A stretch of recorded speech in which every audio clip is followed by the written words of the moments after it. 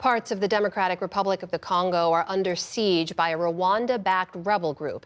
And yesterday, Congo's president sent a clear message, vowing to fight back.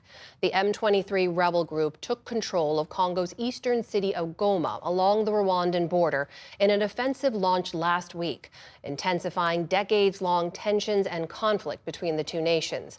The latest violence has killed UN peacekeepers, overwhelmed hospitals, displaced hundreds of thousands of people, and sparked fears of a wider regional conflict. For more now, I'm joined by Therese Kayikwamba Wagner, the Congolese Minister of Foreign Affairs. Madam Minister, welcome. Thanks for being here. Thank you for having me. So can you just share with us the latest from any reports you've received on the ground about the situation in Goma? Has there been any change in the pace or the ferocity of the fighting there? As you mentioned, we are faced with a dramatic situation. A very dire humanitarian situation that we have been observing for the past months has been exacerbated by the de facto occupation of sovereign Democratic Congo territory by the Rwandan Defense Forces. This has led to the breakdown of all health infrastructures. It has led also to the suppression of water and electricity supply and main access routes. Congolese citizens, civilians do not have access to hospitals. When they do, they face the risk that hospitals are being shelled.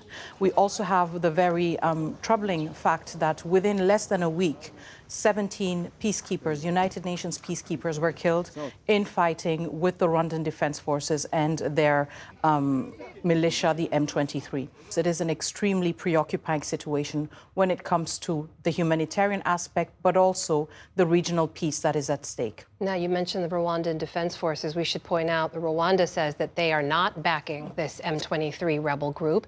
Do you have verifiable proof that they are behind them? Of course. First of all, I want to refer us to the report of the United Nations group of experts. This is not a report that was drafted by the Congolese government. This is a group of experts that have been appointed by the United Nations Security Council. In December, they spoke of about 4,000 Rwandan defense troops present in the DRC.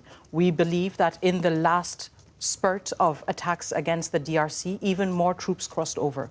I also want to refer us to the two last meetings, emergency meetings of the United Nations Security Council, in which all of the members of the United Security Council denounced the presence of Rwandan troops on the ground. So we find ourselves in a situation where all the world is cognizant of the fact that Rwandan defense troops are on the ground. Everyone is saying it. The media, which is on the ground, is saying it too. And the only voice that claims that this is not true is the Rwandan voice. For anyone unfamiliar, can you sort of briefly explain why this area in particular is of such strategic importance, why there's fighting there now? The Rwandan Defense Forces have been occupying very strategic areas in eastern DRC. I want to speak about Rubaya. Rubaya is mine in all of the region. According to United Nations experts, Rwandan Defense Forces have used forced labor to force children, women, and men to mine artisanal mines to get coltan. And in a month, the Rwandan Defense Forces exploit and transfer over 150 metric tons of coltan that are then shipped over to Rwanda and exported to global markets under the label of Rwandan minerals.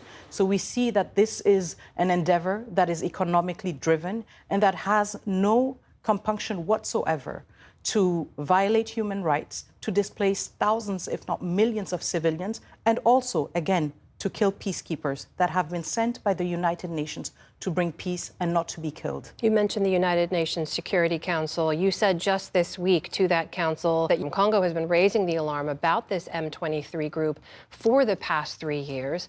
What do you think that the UN or the international community could have done that they didn't do that would have prevented this situation from escalating the way it is today? And what can they do now?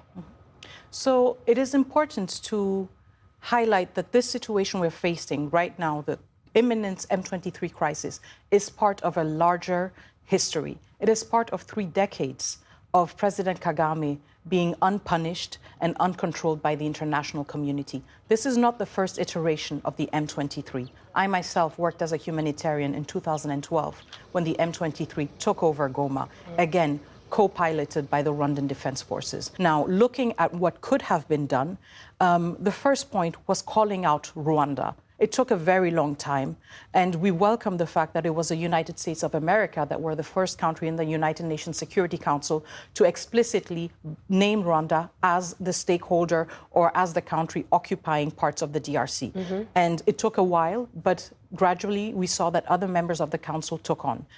So action could have been taken earlier, but action can also be taken now. First of all is demanding the full withdrawal of Rwandan defense troops from the DRC.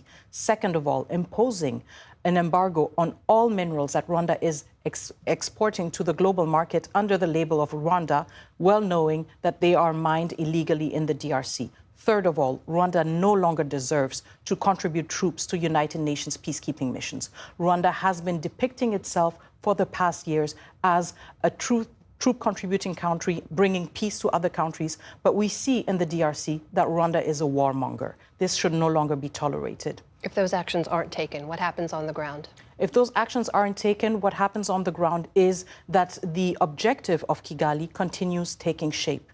So we are seeing now that the M23, this propped up rebel group, is now claiming to want to march all the way to Kinshasa and to topple a sovereignly elected government. Rwanda is engaging in state-sponsored regime change. And it is very important to highlight that this would be throwing the entire region, if not the whole continent, decades back. All the investments of the United Nations, all the investment also of partner countries like the USA risks to have been for naught because the region risks to be plunged in chaos. That is the Congolese Minister of Foreign Affairs, Thérèse Kayikwamba Wagner. Madam Minister, thank you for being here. Thank you for having me.